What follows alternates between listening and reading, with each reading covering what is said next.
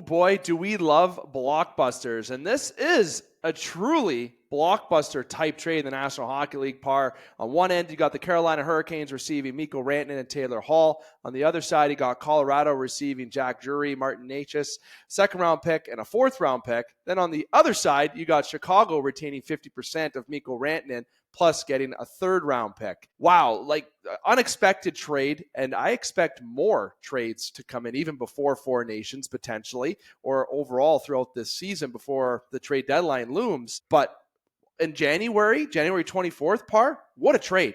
Yeah, I mean, for a league that doesn't have blockbusters that often, I think even social media accounts of different, like TSN and Sportsnet, are recapping some of these bigger trades, and they're sparsed out through years. So when we get something like this and we can just eat it all up, I love Delicious. it.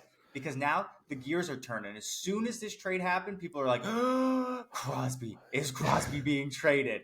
And well, it doesn't look like it. It's just opens the window for so many more things. And like you were saying, more trades are bound to come now.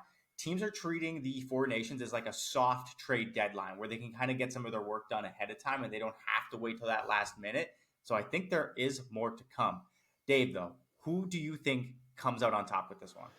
I was actually torn. I was looking and saying, okay, the Colorado pluses, the Carolina pluses, heck, even Chicago pluses. What did they get out of this, right? But no, I was really trying to nail it down and say, okay, right now you got Rantanen as one of the premier power forwards in the league. Obviously, with the money situation, Colorado, this was a fit on that end. So this was pure asset management from a Colorado perspective. And don't underestimate Jack Drury to this trade. I'm a fan and what he brings to the bottom six in a lineup, and he's still young.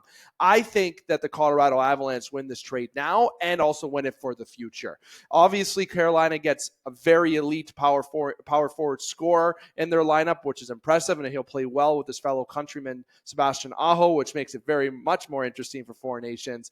But I got to say Colorado, Par. How about you? Yeah, definitely going to agree with you on that one, especially when you got Necas signed for another year. So after this year, he's still going to be with the club at a very manageable 6.5, especially with the kind of season that he's been having. And with the uncertainty of signing Rantanen, it really doesn't sound like he was going to take anything less than the rumored 14 million. But if you're playing with Nathan MacKinnon, you're not making more than Nathan MacKinnon.